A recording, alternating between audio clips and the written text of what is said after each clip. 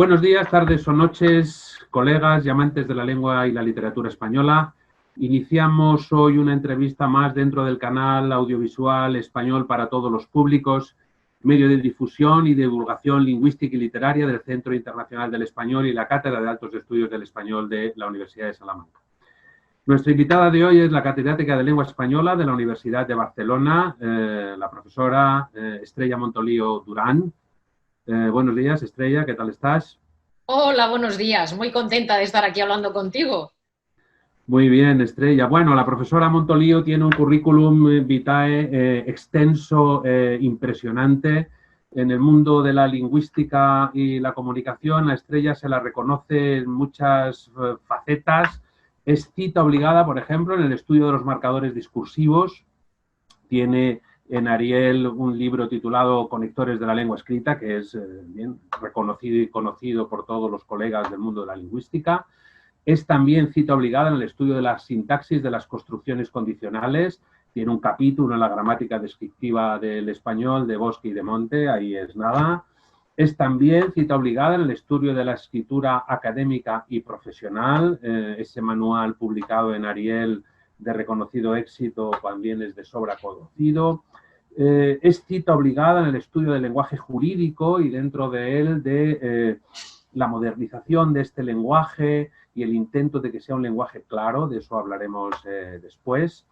Es cita obligada también en los estudios de género, por ejemplo, Tomar la palabra, uno de sus últimos libros, bueno, trata el tema de la política, género y las nuevas tecnologías de la comunicación. Es cita obligada también en los estudios de comunicación, cosas que pasan cuando conversamos. Su último libro trata un poco de esto. Incluso cuenta con una sección dedicada a la lengua y la comunicación. Todo es lenguaje, en los programas de Radio Nacional, Gente Despierta y No es un día cualquiera, por ejemplo. O sea que, como pueden ver, un currículo amplio y variado que nos permite hablar con Estrella de todo dentro de la lingüística de la comunicación. Es decir, es una profesora y una investigadora absolutamente completa en lo que se refiere a la lengua, ¿no? Pero vamos a centrarnos sobre todo en esta entrevista en la parte que tiene que ver con el lenguaje y la sociedad, la cultura lingüística, la enseñanza de la lengua, la enseñanza de la comunicación clara y correcta. Y vamos a empezar un poco por la base, ¿no? Por donde empieza el aprendizaje de la lengua. Viendo cómo se expresan nuestros estudiantes y el público, la gente en general, Estrella, ¿tú crees que se debería cambiar el currículo de la lengua en primaria y secundaria para darle más importancia a la comunicación y menos a la sintaxis teórica, o distribuirlo de otra manera? O sea, no empezar desde muy pequeños con el sujeto, el complemento y demás. Bueno, yo no conozco de manera exhaustiva cuáles son exactamente los programas y el desarrollo de los programas docentes de primaria y secundaria en este momento. Sí sé cuál es el resultado de esos programas cuando estos estudiantes llegan hasta nuestras facultades, cuando llegan o cuando llegan hacia los contextos profesionales. Y es cierto que lo que tiene, creo que para empezar, conceptualizan sus materias de lengua, las ya impartidas, las ya realizadas, como una especie de código en el que han aprendido una lista de conceptos. Es decir, han relacionado la asignatura de lengua con gramática y con una gramática más bien aburridilla. Y eso es una gran pena para mí. Es decir, no han relacionado, no tienen la impresión de haber cursado asignaturas o materias de lengua que les hayan despertado el interés por el objeto fascinante que es el lenguaje, o que les hayan desarrollado el interés por aprender a manejar esa herramienta que es el lenguaje, de tal manera que eso favorezca sus relaciones personales y profesionales, sino que, como digo, tienen una relación con las materias de lengua como si fuera el Código Civil o algo así, algo, digamos, farragoso, pesado y poco útil, aparentemente. Eso te iba a decir, ¿no? Que muchas veces nuestros alumnos no le ven la utilidad a la asignatura, ¿no? Hay que decirles al principio de la clase, mirad, esto va a ser, os vamos a explicar lengua española y os va a ser útil para esto, ¿no? Por eso quizá, ¿qué aspectos de la lengua o de la expresión consideras más importantes para poderles inculcar desde que son pequeños? Bueno, por ejemplo, yo creo que todos los que somos profesores en la universidad tenemos claramente la experiencia de tener estudiantes nativos españoles y estudiantes extranjeros, europeos, por ejemplo. Y percibimos claramente la diferencia en la formación que han recibido con respecto a cómo se presenta un tema oralmente, de manera oral y formal en un aula universitaria. Ya no digo los estudiantes italianos que tienen su larga experiencia de rendir exámenes oralmente, los estudiantes centroeuropeos que tienen como mínimo la experiencia de estructurar una intervención oral y la reflexión sobre la diferencia entre estar hablando en una cafetería, en un estilo coloquial, o intervenir en un aula. Es decir, traducido en suma, nuestros estudiantes no han recibido formación sobre cómo hacer presentaciones orales. Y tampoco parecen haber recibido mucha formación sobre cómo, no tanto hacer redacciones, pero cómo, por ejemplo, relacionarse por escrito de una manera formal con un profesor, con un posible contratador, con una posible empresa que busca monitores de verano, por decirlo así. Yo creo que muchos de nuestros colegas, y nosotros dos también, tenemos la experiencia de estudiantes que nos han escrito correos electrónicos que dices, Dios mío, o sea, está todo el repertorio de errores comunicativos en los que no hay que incurrir cuando te estás relacionando con alguien a quien todavía, por ejemplo, apenas conoces, ¿no? Así que sí, yo creo que todos nosotros notamos que además no es un error estrictamente de nuestros estudiantes, ¿no? No es que, claro, nuestros estudiantes, la gente joven todo lo hace bien y nosotros que tenemos unos cuantos años lo hacemos todo, ellos lo hacen todo mal, nosotros lo hacemos todo bien. No se trata de eso. Digamos que la ausencia de reflexividad y de formación sobre cómo comunicar en público la vemos también en nuestros personajes públicos, no solo en nuestros estudiantes. A eso me refiero.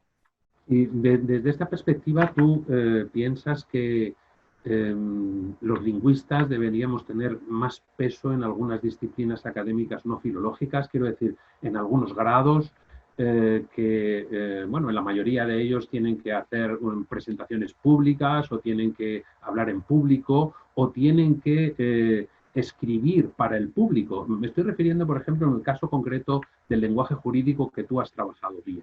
¿Tú crees que deberíamos tener un poco más de peso en los currículum de los grados jurídicos, por ejemplo?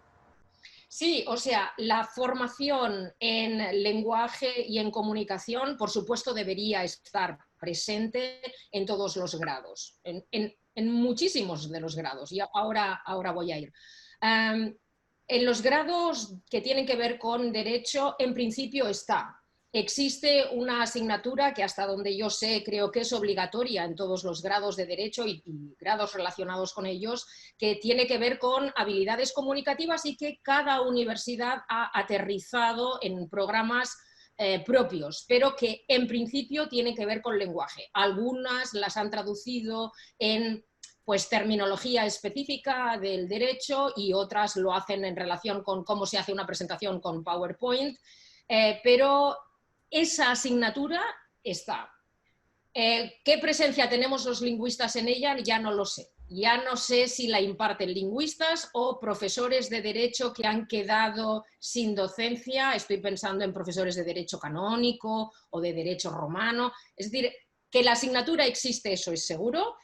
¿Quién la imparte? Ya no lo sé. Pero pienso, por ejemplo, en las politécnicas. En las politécnicas, en este momento, es muy importante que todos nuestros estudiantes que están cursando una ingeniería y que con mucha probabilidad van a acabar trabajando como consultores de algún tipo, imaginemos, por ejemplo, los informáticos, reciban formación en comunicación y lo hacen. Pero esta formación en comunicación es básicamente en inglés. de cómo hacer un artículo científico, cómo hacer una buena presentación. Muchas politécnicas, me consta, por ejemplo, la Politécnica de Madrid seguro, la de Valencia, la de Cataluña, por lo menos en algunos de sus grados tienen ese tipo de formación, pero no necesariamente en español. ¿Qué puedo contar igualmente de economía? Pues indudablemente que toda esta formación debería ser transversal. En otros países, véase en Chile, esta necesidad de que los estudiantes salgan sabiendo escribir, tanto con respecto a su propia disciplina como con respecto a cómo comunicarme de una manera clara y comprensible con, por ejemplo, un posible cliente, se hace de una manera muy organizada a través de los centros de escritura. No me quiero extender porque podría, pero son experiencias de las que deberíamos aprender, indudablemente. ¿Qué te has encontrado, por ejemplo, tú que has estudiado en profundidad el lenguaje jurídico para hacerlo más legible? ¿Qué te has encontrado en esos textos jurídicos que con una pequeña formación lingüística se hubiera podido salvar? En todo lo que tiene que ver, empiezo por el discurso jurídico y administrativo, y lo voy a poner en un solo cajón porque hay muchísimos rasgos concomitantes. Es un discurso jurídico de amplísima importancia, de profunda importancia, porque es utilizada por una comunidad de práctica muy amplia. Me explico. Jueces y magistrados, fiscales, abogados, que son una gran comunidad, notarios, registradores, todos los peritos que entran en contacto durante un proceso judicial, los cuerpos de seguridad cuando levantan atestados, todos ellos están utilizando rasgos del discurso jurídico-administrativo. Lo digo para que quien nos escucha tenga claro que esto no se reduce a las facultades de Derecho, sino que es una comunidad de práctica muy importante. Véase, uno trabaja con una gran entidad financiera o una gran entidad energética, y quien finalmente tiene la clave comunicativa de la producción de esa organización es el área jurídica, que es el garante de las esencias, de que nada se pierda por el camino, ¿no? Entonces, ¿qué ocurre con respecto a este discurso? Que es un discurso muy rutinizado en lo que tiene que ver con sus patrones también sintácticos, y están utilizando moldes expresivos que proceden prácticamente de antes del siglo XVIII. Por ejemplo, párrafos de 22 líneas, oraciones que tienen más de 16 subordinadas, a través además de un enlace entre subordinadas que es muchísimas veces antinormativo, como gerundios hilativos o como una reiteración de conexiones intraoracionales sin punto. No me voy a extender tampoco al respecto, aunque podría, porque me gusta mucho. Me dices, ¿es posible transformar ese discurso con alguna reflexividad lingüística? La respuesta rápida es sí. Por ejemplo, nosotros, todo nuestro grupo de investigación, hacemos docencia en la escuela judicial, es decir, a los jueces en espera de destino que ya han aprobado su oposición, pero que tienen 1 año y medio de formación aquí en Barcelona en la escuela judicial. Tenemos formación en redacción de resoluciones claras y tenemos un número limitado de horas de trabajo con ellos, 16 en este momento. ¿Qué hemos hecho? Hemos priorizado de entre todos los fenómenos del discurso jurídico-administrativo aquellos que tienen un impacto más importante para la ininteligibilidad de los discursos. Y ponemos el foco en 6, máximo 6 fenómenos. Cuando los jueces ponen su atención reflexiva en esos 6 fenómenos, conseguimos que en un tiempo razonablemente breve los textos resultantes sean bastante más claros. Es decir, que la respuesta rápida a tu pregunta ¿es posible hacer más claros los discursos jurídicos y administrativos con cierta reflexividad lingüística que no implique 300 horas de formación? Sí, es posible, es posible. ¿Y puedes darnos algún dato de cuáles son algunos de esos 6 puntos claves con los que trabajáis? Sí. Por ejemplo, desarrollamos mucho la reflexividad con respecto a qué unidad es el párrafo, cómo se ha ido jibarizando a lo largo de las últimas décadas en todas las tradiciones vecinas, también en la nuestra, cómo los mismos juristas que escriben párrafos de 32 líneas se desalientan cuando tienen que leerlos. Entonces, trabajamos cómo hacer párrafos más abordables, que distribuyan la información de una manera más razonable. Trabajamos también cómo hacer frases más breves. Para esto tenemos que entrar, porque obviamente una recomendación como necesitamos frases que no contengan 14 subordinadas, todo el mundo la compra. Muy bien. Ahora hay que enseñar cómo utilizar puntos y seguido y otra manera de conectar las proposiciones. Y entonces trabajamos muchos asuntos de conectividad, de conexión, cómo sustituir conectores intraoracionales por conectores supraoracionales que permiten un punto y seguido. Otro de los fenómenos que trabajamos es la pasivización recurrente. El uso de la pasiva recurrente, especialmente de la pasiva refleja con C, lo que finalmente, unido también a nominalizaciones recurrentes, hace que finalmente se oscurezca una información absolutamente relevante, y es quién hace las cosas, es decir, el agente. Entonces, lo que hacemos es muchos trabajos que además llamamos así, medio en broma, medio en serio, muchos ejercicios de desautomatización, porque necesitamos que los juristas hagan un ejercicio de reflexividad y salgan de sus roderas expresivas, y en lugar de se presentó por la procuradora, ellos aprenden a no, la procuradora presentó. Se alegó por el Ministerio Fiscal, el Ministerio Fiscal alegó, y así hacemos muchos ejercicios de desautomatización, porque este es un fenómeno que a nosotros como lingüistas nos tiene que interesar mucho, que es el fenómeno de las rutinas, ¿no? Del primado, ¿no? Del priming se dice en algunas ocasiones, y es cómo tendemos, claro, a reproducir los mismos rasgos que hemos aprendido. Entonces, son ejercicios de desautomatización muy interesantes. Te he dicho 4 o 3, pero puedo seguir si quieres escuchar más. Bueno, Ya está bien. Ya es suficiente. Es muy interesante, porque es que además muchas veces cuando nosotros mismos tenemos que escribir alguna solicitud, nuestro cerebro se pone en modo jurídico administrativo y caemos en los mismos errores. Yo recuerdo cuando hice mi tesis doctoral leyendo a Camilo José Cela como senador redactando leyes, hacía exactamente lo mismo que todos los demás. Es decir, el mismo estilo de lenguaje, lo cual es una cosa muy curiosa y da pie a la reflexión, sí. Permíteme, Javier, ¿puedo?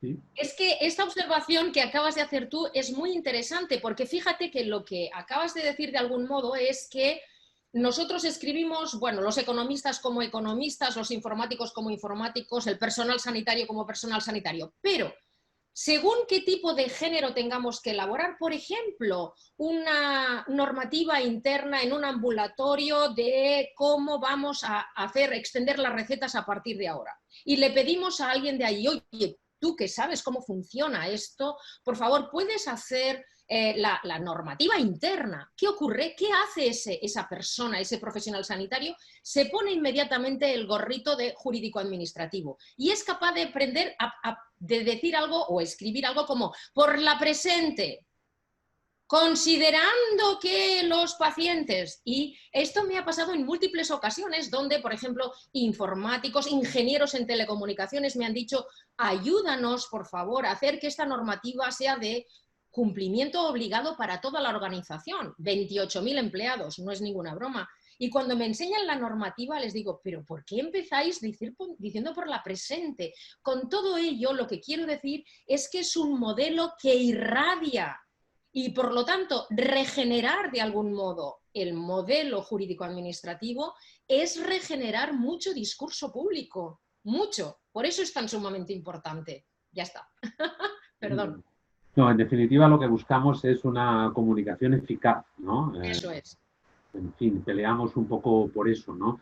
En todos estos cursos de comunicación que das tú a empresas y profesionales, ¿dónde sueles incidir más en esta comunicación eficaz?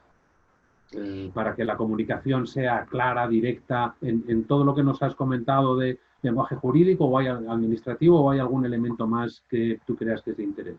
Sí, yo creo que hay un elemento fundamental y me voy a centrar en este, y creo que es la gran revolución cognitiva cuando estás trabajando con cualquier colectivo profesional, sean ingenieros, economistas, juristas o químicos, da igual.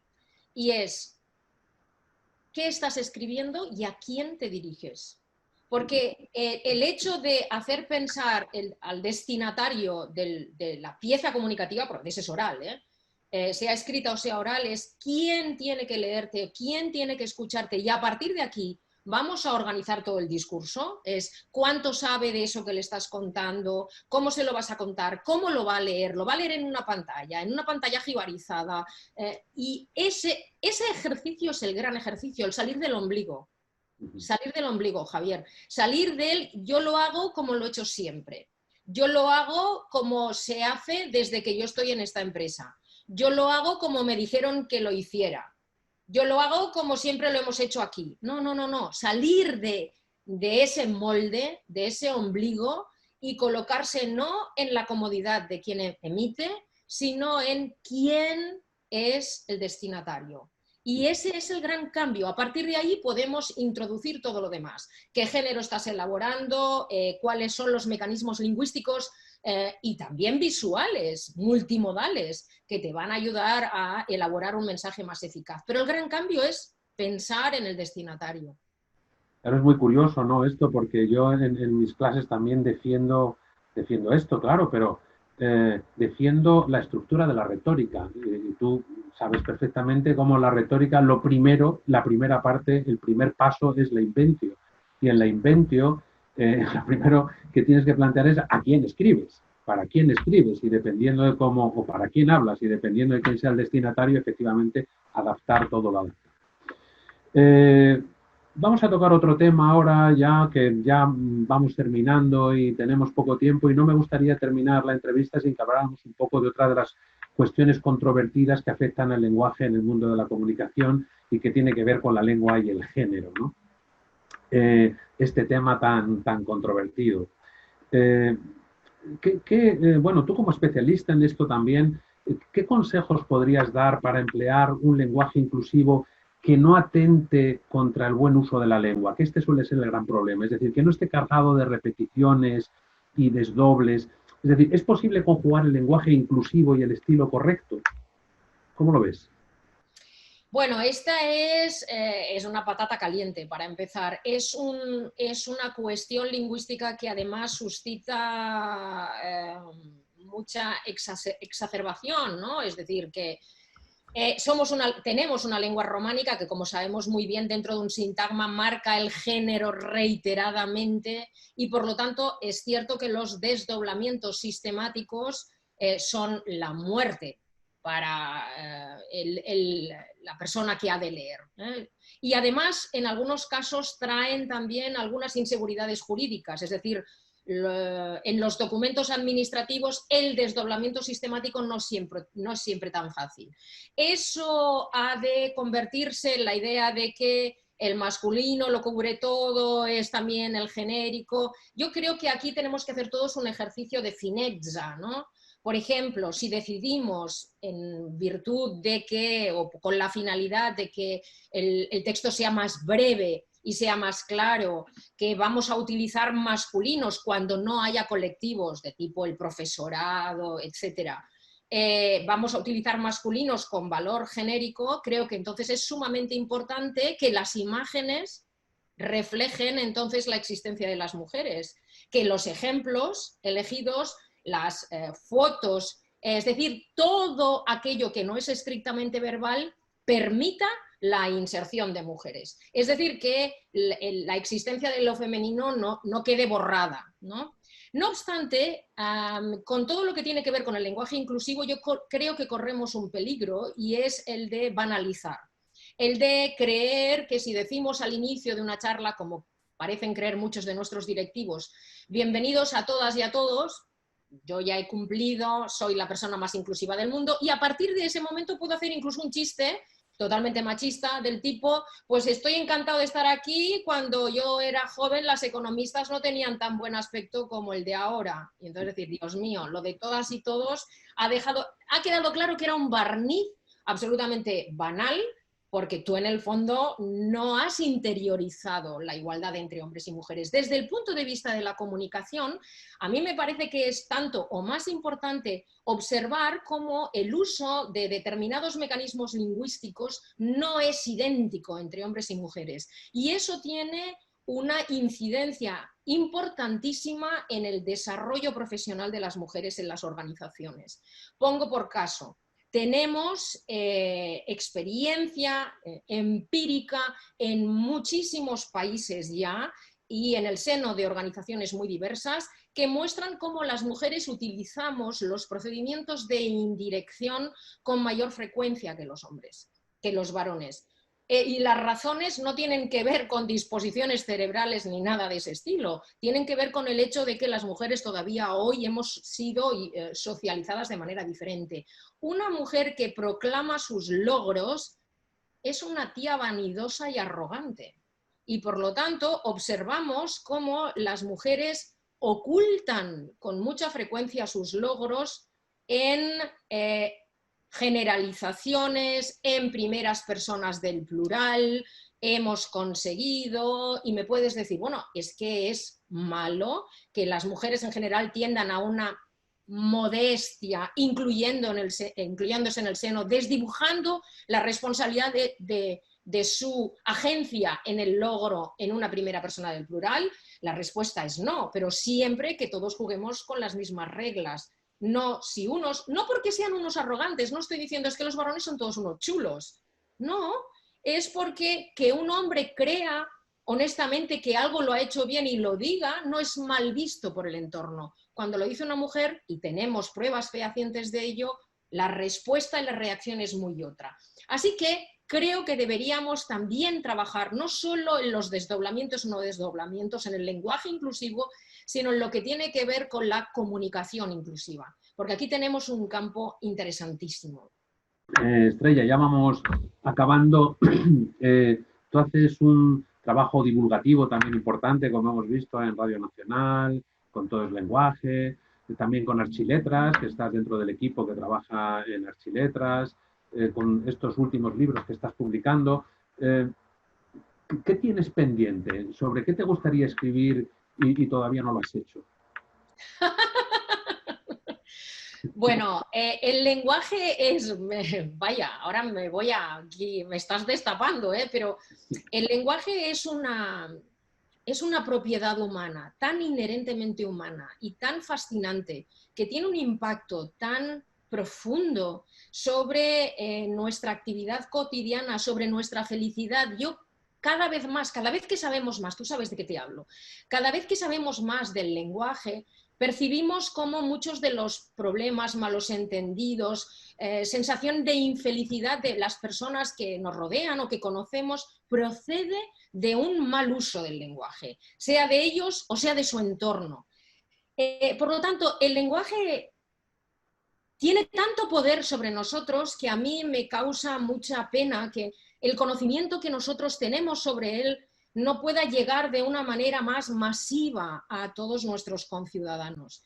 Entonces eso efectivamente es lo que intento a través de Todo es lenguaje y de algunas de las últimas publicaciones, como Cosas que pasan cuando conversamos, y ahora le estoy dando vueltas a la posibilidad de hacer algo así como un libro ilustrado que tenga que ver con, que muestre de una manera fácil, accesible, divertida, amena y bella toda esta importancia del lenguaje. Porque, Javier, si me permites, a mí me da un poquito de rabia ver cómo otras esencias humanas, como la necesidad de alimentarse, bueno, todo el mundo ahora tiene, o la mayor parte de la ciudadanía tiene una reflexión sobre los tipos de alimentos que no son beneficiosos, los que producen toxicidad, los que no vale comer todo porque hay alimentos que directamente nos envenenan.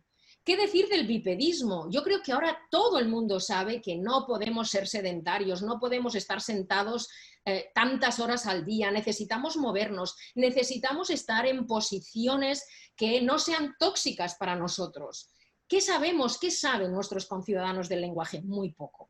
Muy poco. Entonces, necesitamos de algún modo, creo que es de algún modo nuestra responsabilidad social corporativa, ¿sabes? Como lingüistas, hacer llegar nuestro conocimiento a nuestros conciudadanos. Así que estoy pensando en cómo poder formatearlo de una manera más atractiva. Y eso es lo que creo. Muy bien, Estrella. Tú demuestras que cuando hablas que los filólogos tenemos mucha capacidad de comunicación y tenemos un gran futuro en el mundo de la empresa, porque realmente hablas con pasión de lo que te gusta y lo vendes estupendamente bien, ¿no? Bueno, se nos acaba el tiempo. Muchísimas Oh, gracias por esta agradabilísima conversación.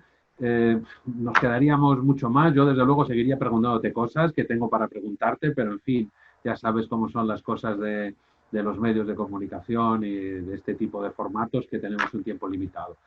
Un millón de gracias. Ojalá podamos volvernos a ver en este contexto de este canal y nada más. Que pases un buen verano.